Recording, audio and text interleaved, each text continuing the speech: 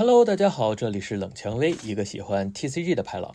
之前呢出了一期教炉石玩家玩 OP 的视频，我听到的最多的反馈有两个，一个是挺有意思的，想玩，这个感谢大家的支持哈。另一个呢就是吐槽最近 OPCG 越来越贵了，游玩成本增加了很多。对于这件事呢，我也是深有感触，价格成为了劝退很多新人朋友的最大问题。因此咱们今天不研究卡组了，好好帮大家研究研究钱的问题。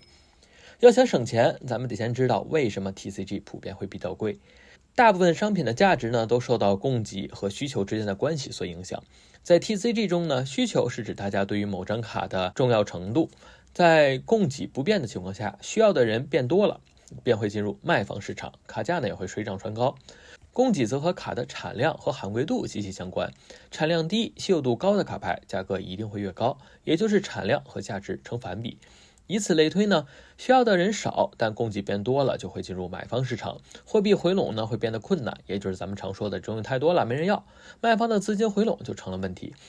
而需要的人多，但供给少，就会进入卖方市场，卡价上涨，原来50就能买到的，现在要100了。经济学上呢也叫货币贬值，就是钱没有原来值钱了，东西更值钱了。当然，这两种状态都会产生问题。卖方市场会导致大家游玩的成本变高，买方市场呢则会导致资金撤出，间断游戏寿命。所以供给平衡才是最好的状态，价格很稳定，虽然可能很贵，但是至少是一直贵，不会给大家原来便宜现在贵了的感觉。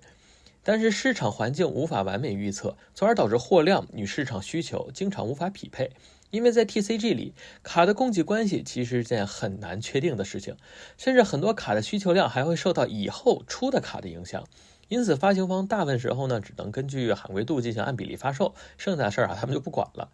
而根据刚才的价值模型，商品价值受供给关系的影响，供方我们无法掺和了，那咱们只能去需求上找原因了。影响卡的需求量的主要有2个层面，收藏价值还有实用价值。收藏价值呢，就是角色的人气，卡图好不好看，女帝的一画一定比福克西的一画贵，就是这么个道理。两张卡的产量可能一样，但是大家更喜欢女帝，对吧？不会有人更喜欢福克西吧？应该不会。实用价值呢，可以简单的理解为单卡的实用度，或者换算成卡组成绩。某卡组在大赛中的成绩越好，它单卡可能就会越贵。因为卡组成绩好，一般卡组人气就会高一些，人气高则玩家基数大，基数大需求量也就大。这也是为什么07里的 SR 的紫山治比司徒西贵那么一些，虽然司徒西要更好看一点我觉得。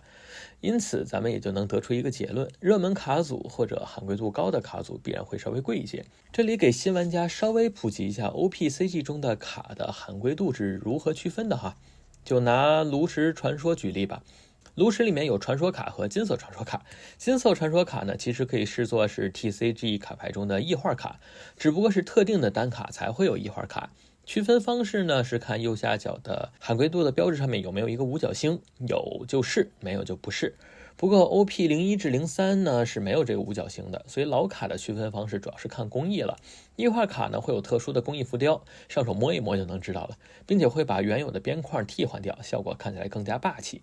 不算异画呢，一共是有6种罕贵度。L 呢是指领袖卡，大部分的领袖卡呢都会有专属的异画卡，俗称就是大头。再往上呢是 C 卡，这个就是炉石传说中的普通。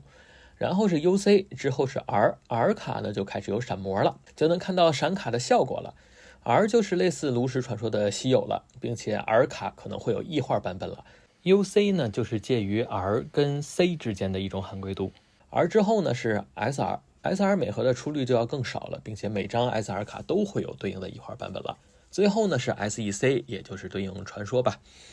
特别介绍一种罕贵度呢，叫做 TR 罕贵度，这个是简中 OP06 开始以后独有的一种罕贵度，就是简体中文特供，世界上其他地方是没有的，因为比较特殊，所以单独说一下。这些卡在每箱的具体配比情况呢，感兴趣的朋友可以看看其他博主的开箱视频。如果本期视频点赞破500我就也出自己的开箱视频。基础的一些事说完了哈，正经开始给大家讲讲省钱的一些小办法吧。讲之前的那些理论知识也是为了方便大家理解这些省钱的原理。首先是避开一些需要罕贵度高的卡组，比如老被大家吐槽的艾尼路卡组，光 SEC 就起码需要8个，还是属于炉石传说里面那个实用城级别的那些 SEC， 同时满足产量小需求量大，那不贵才怪呢。然后是避开一些成绩特别好的卡组，比如最近红紫罗和黄黑路飞成绩都很不错，那可能会有一批人跟风玩，需求量突然变大，会有些涨价也是必然的。当然啊，不是要大家去玩非主流哈，而是玩一些有上位记录而且还很好玩的，比如女帝啊、波尼啊什么的。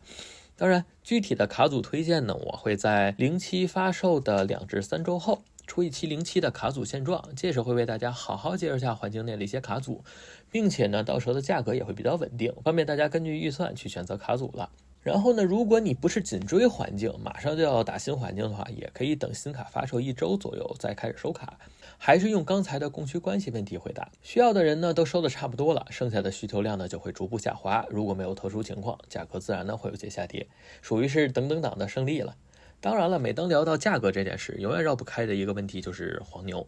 黄牛会通过故意扫货、囤货，控制市场的存货量来达到赚钱的目的，也因此会导致很多卡的价格居高不下。06简中独有的 T2 女帝从300飙升到最贵只有1700，跟黄牛的炒作也脱离不了关系。面对这种情况呢，可能真的没有什么特别好的解决办法，只能等一等，再有新的货量放出，价格可能会下来一点。不过其实也算是有挣黄牛钱的办法了。在黄牛扫货期间呢，因为黄牛们为了制造出价格高的现象，会把低于特定值的都拍走，你就把手里闲置的不用的也给上架去，等价格下来之后你再回收回来，你可能血赚，但我永远不亏。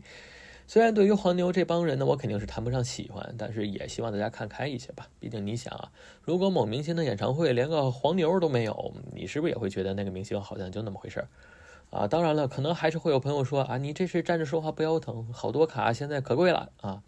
所以呢，我决定给自己发起个挑战，用100块钱组套卡组。OPCG 这个游戏有趣就有趣在，它有很多的可能性，发挥自己的想象力才能获得最大的乐趣。刚才讲的这些主要是围绕实用价值的，收藏价值上其实就灵活很多了，就只有一点了，就是自己喜欢。比如我喜欢每个领袖的大头，所以我就收集了所有领袖的大头异画。有些朋友喜欢女帝，所以就去收了女帝漫画。这方面呢就是量力而行了，喜欢什么就收集什么，只要不影响自己的正常生活。不过建议还是尽量是收集异画卡，一个是好看，另一个是保值率高。低版本的卡呢，更多是打排档在用，如果这套过时了不厉害了，价格可能就会下跌。而异化卡呢，则是会随着时间的推移，因为存世量的减少而价格增加。